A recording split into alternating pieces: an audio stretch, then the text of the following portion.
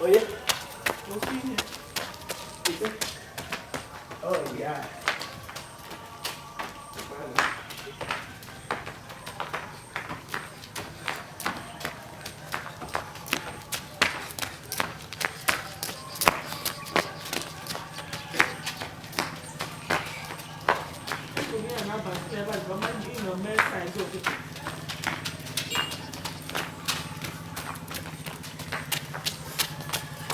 Hello. Kedu? Good. Ka ha gị? Amba. Spela good. Kevin na me ya. Ana m ndị gbara box sport. Juggling. Ke gwa gịnị mere o ji emesi ya? Ya ji eme abụ ka ọ na-enyere ndụ anyị aka. Maka na ọ na-enyekwara ndụ aka bụ ya bụ sport anyị na-eme n'ụtụtụ. Nya nwe mgbe na abụ nnọkọta na-eme sports na company a. Ọ mbọ na-emekọta na-eme sport. Otu anụ anyị bịara ọrụ n'ụjọ taa. Every Saturday.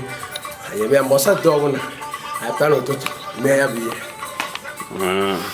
Kewa n'ọdị na ndị mmadụ ndị na-eme sports n'ụlọ. N'ọdịnihu ha bụ na ị na-eme ya ọ ga na-eme gị ga ha na-aya ọya maka na mgbe anwa hit a na-akwụsịsị gị na ọrụ bụ ma ọya ahụ dị gị n'ime arụ na nke nna mpụta ga na-eso na hit ahụ na-akwụsịsị iwere onwe gị so mgbe m na-enye ọbụla nna adị eme ya bụ ya mebi ya ọ na-enyere ndụ aka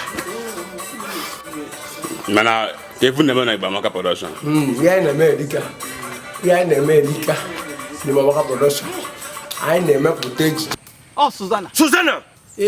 Susanna. Ugboro one ka m gwara gị gaa tụzi n'okwu na ọzọ.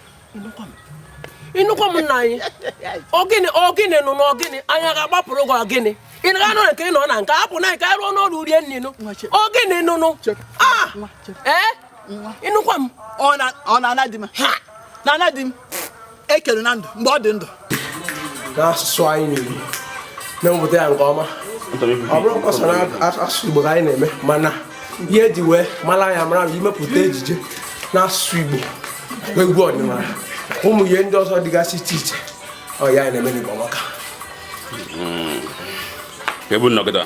na anyị nọ n'Ojo ụtọ nọ n'Ọjọ na Anambra steeti Ebe a kunu na-eme film kịta. ebe anyị nọ ebe ka anyị na-eme Ebe ka ebukwa.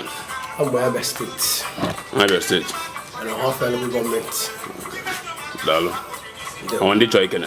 ndị nche kenere ka asị m kenebe anyị ga-ebidogo kene ebe a ezigbo ụta nwa ada anyị nwaanyị na-elekọta anyị anya nze anyị bịara ebe a bụ nwa ada Amaka ebe ma ndị ọzọ gbara m gburugburu echefuru ọkwa m ezigbo ọyị nwoke Osinachi echefuru ọkwa m ezigbo ọyị nwoke ma nakwa ndị ezinụlọ m ndị na-anọ ebe a ndị ga na-afụ m n'ikuku ana masị ka Chineke gọzie onye ọbụla kerekwa onye isi anyị bụ Chidi Ikenna Amobi na mbọ ọ na-agbasi ike ịfụ na ụwa mara onye anyị bụ ya jisi ike n'ịgba mbọ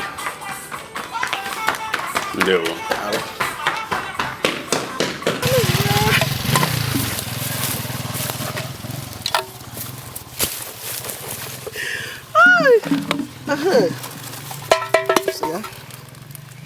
Morocco. Yeah.